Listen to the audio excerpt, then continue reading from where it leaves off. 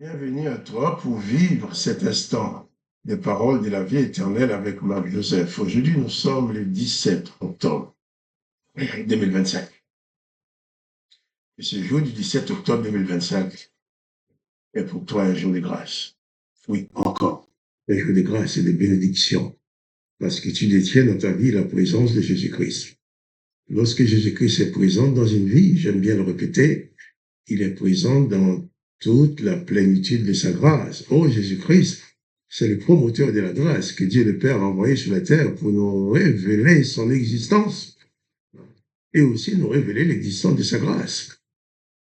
Jésus-Christ est venu apporter aux humains les paroles de la vie éternelle, mais cette vie éternelle ne s'obtient pas parce qu'on a payé, parce qu'on a acheté, parce qu'on est les meilleurs du monde.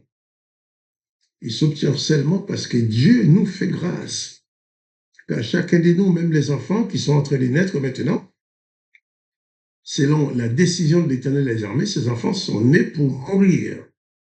Et non seulement pour mourir, l'Éternel des armées a dit aussi, empêchons-les de vivre éternellement et sans aucune espérance d'éternité. Mais Jésus-Christ est venu pour dire, par la grâce du Père, celui qui croit en lui vivra éternellement. Et même celui qui croit en moi vivra même s'il meurt, qui signifie même la mort physique, n'aura pas de pouvoir sur toi. C'est ce que nous avons parlé un peu hier, quand nous avons lu ces textes où Jésus expliquait à ses disciples qu'il allait mourir, qu'il allait être assassiné, puis ensuite qu'il allait ressusciter des morts. Les disciples étaient attristés parce qu'ils n'avaient pas compris. Jésus est venu inaugurer un chemin nouveau, un chemin qui n'a jamais existé pour l'humanité, le chemin de la vie éternelle. Alors, pas de panique. Place ta foi en Jésus-Christ. Jésus-Christ dit, celui qui croit en lui, celui qui a foi en lui, a la vie éternelle. Il dit même pas, il dit pas aura la vie éternelle, il dit la vie éternelle. Et si tu crois en Jésus-Christ maintenant, même déjà dans ce corps, tu portes en toi les prémices de cette vie éternelle que Jésus-Christ te donne. Raison pour laquelle tu dois te comporter en tant que disciple de Jésus-Christ, restant fidèle à sa parole, à ses ordonnances, restant fidèle à ce qu'il t'ordonne de faire, fidèle au chemin qu'il a tracé devant toi pour te conduire à la vie éternelle. Celui qui croit en moi vivra éternellement. Il dit même, si quelqu'un veut venir après moi, veut me suivre sur le chemin de la vie éternelle, qu'il renonce à lui-même, qu'il se charge de sa croix et qu'il me suive. C'est pour nous dire que Jésus voulait nous faire comprendre que marcher avec lui sur la terre comportera certaines difficultés parce que les gens de la terre, ces religieux qui l'ont tué, leurs descendants sont encore là. Ces esprits qui ont manipulé les gens pour tuer Jésus, ces esprits sont encore là. Ces esprits qui ne veulent pas que l'être humain accède à la vie éternelle, ces esprits sont encore là. Si tu veux entrer dans la vie éternelle avec Jésus-Christ, ces esprits de condamnation que l'Éternel a mis sur l'humanité va toujours vouloir te poursuivre, pour te conduire à te détourner du chemin de la grâce. Mais toi, sois fidèle. Accroche ta foi à Jésus-Christ. J'ai bien accroché. C'est pas seulement poser ta foi, il faut le toi bien accroché. On saute contre vents et marées. Rien ne peut détacher ta foi de la grâce que Dieu le Père t'a faite en Jésus-Christ. Que son nom soit béni. Nous allons continuer la lecture de Matthieu chapitre 17. Là, il est dit, lorsqu'ils arrivaient, les disciples de Jésus-Christ, lorsqu'ils arrivaient à Capernaum, ceux qui percevaient les 2 drachmes, c'est la monnaie de l'époque, s'adressaient à Pierre et lui dirent, votre maître ne paie-t-il pas les 2 drachmes? Oui, dit-il. Et quand il fit entrer dans la maison, Jésus le prévint et dit, qu'est ensemble, Simon, les rois de la terre, de qui perçoivent-ils des tributs ou des impôts? De leurs fils ou des étrangers? Il lui dit, des étrangers. Et Jésus lui répondit, les fils en sont donc exempts. Mais pour ne pas les scandaliser, va à la mer, jette les hameçons et tire le premier poisson qui viendra, ouvre-lui la bouche et tu trouveras un stataire, prends-le et donne-les-leur pour moi et pour toi. Voilà. Jésus arrive dans la ville de Capernaum. Les percepteurs n'ont pas osé aborder Jésus directement, mais ils abordent Pierre pour dire, ben, ton maître ne paye pas l'impôt, ne paye pas les taxes. Oh, Jésus le sait, il savait que ça allait arriver. Jésus va poser la question. Les taxes, les impôts. Est-ce que le roi va le prendre de ses enfants? Il dit non.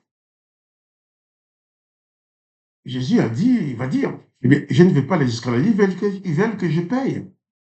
Je vais quand même payer. Nous allons payer. Jésus va dire à Pierre, Jésus aurait pu tendre la main ou la main de Pierre, voilà, l'argent va leur payer. Jésus pouvait faire un miracle, faire apparaître de l'argent. Nous allons remarquer que Jésus fait des miracles pour les guérisons, pour la résurrection. Mais s'agissant de l'argent, Jésus enseigne à Pierre et à nous que l'argent est lié avec le travail. Jésus aurait pu dire, Pierre, écoute, mets la main dans ta poche, tu auras de l'argent. Sinon, tiens, oh, Jésus aurait ouvert la main, oh, on dirait, oui, une séquence de magie, il a fait apparaître de l'argent. Non, Jésus dit à Pierre, pour ne pas les scandaliser, tu vas, aller, fais ton métier, tu es pêcheur, va jeter les hameçons. Le premier poisson que tu prendras, tu lui ouvriras la bouche et tu trouveras de quoi payer. Jésus aurait pu dire à Pierre, sors dans le coin de la rue, tu vas trouver une pièce par terre. Jésus aurait pu dire à Pierre, eh bien, demandons qui a de l'argent à nous donner. Jésus dit à Pierre, nous allons avoir cet argent en travaillant, tu vas faire quelque chose pour avoir cet argent. Donc l'évangile ne veut pas dire l'argent facile. L'évangile ne veut pas dire, comme je prêche l'évangile, je suis un disciple de Jésus-Christ, je n'ai pas besoin de travailler, je dois attendre que les autres travaillent et m'apporter leur argent pour vivre. C'est ce qui se passe aujourd'hui.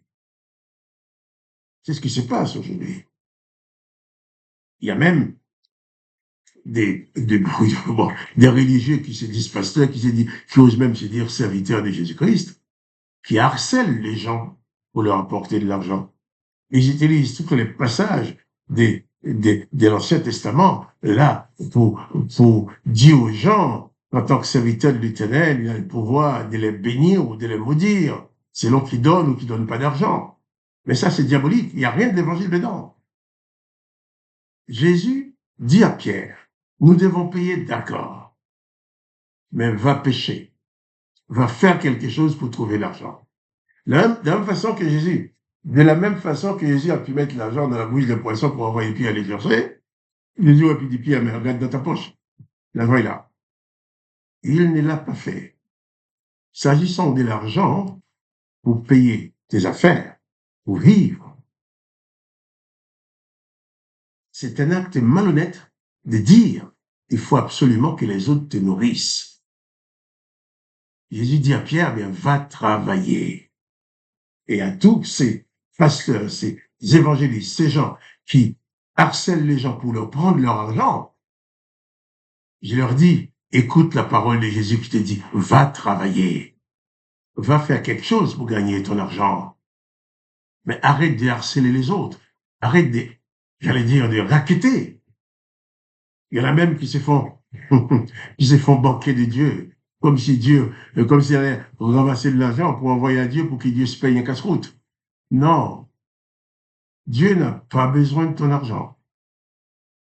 On te dit, oui, tu donnes l'argent à Dieu, tu donnes pour Dieu. Est-ce que cet argent est mis dans une enveloppe et envoyé à Dieu par la poste?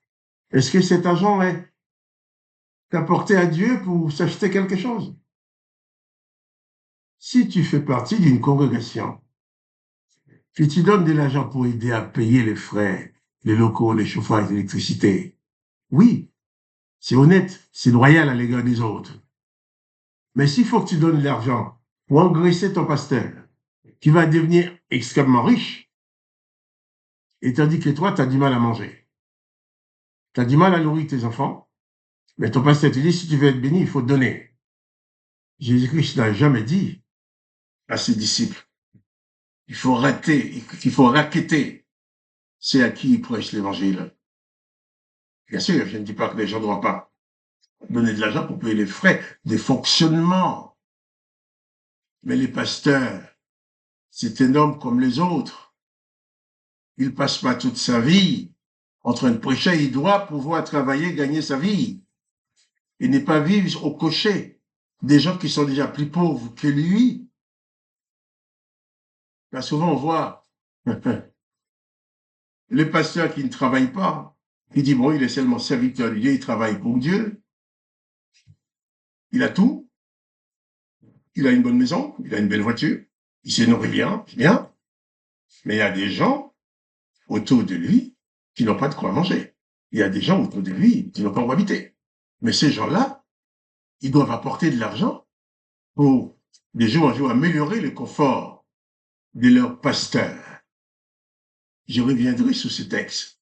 Mais notons seulement que Jésus ne nous dit pas. Jésus n'a pas fait des miracles pour faire apparaître de l'argent pour les autres. Jésus a envoyé travailler. Fais une activité. Dieu va te bénir dans son activité. Si nécessaire, c'est Dieu qui mettra à cœur à quelqu'un de t'aider si tu es en détresse. Mais en tant que pasteur, c'est pas sous prétexte d'être pasteur, d'être évangéliste, qu'il faudra quitter les gens, prendre leur argent, les ruiner, leur disant même, s'ils ont de l'argent pour payer le loyer, il faut qu'ils te le donnent à ton église. L'argent pour nourrir, il faut qu'ils te le donnent, Dieu le bénira. Ce sont des menteurs.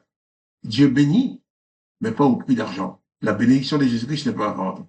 Tout ce qui te dit qu'il faut donner l'argent pour être béni, sache que vous avez affaire avec des, oh, je n'ose pas dire le mot, des escrocs. Donner de l'argent pour être béni, ce sont des escrocs. Donner l'argent, participer à l'œuvre de Dieu, oui, mais pas pour être béni. La bénédiction du Christ est toujours sur la base de la grâce, il n'est pas à vendre. Alors, je reviendrai sur ce texte et je te dis, faites attention, ne te laisse plus déplier par des soi-disant serviteurs de Dieu qui s'enrichissent sur ton nom. Que le nom de Jésus-Christ soit béni. Et toi, tu sois fortifié, que tes yeux s'ouvrent, en sorte que tu agisses en tant que disciple de Jésus-Christ, mais pas d'esclaves, d'hommes et des femmes qui veulent que tu ailles travailler pour les nourrir. Et je te dis à demain pour les paroles de la vie éternelle.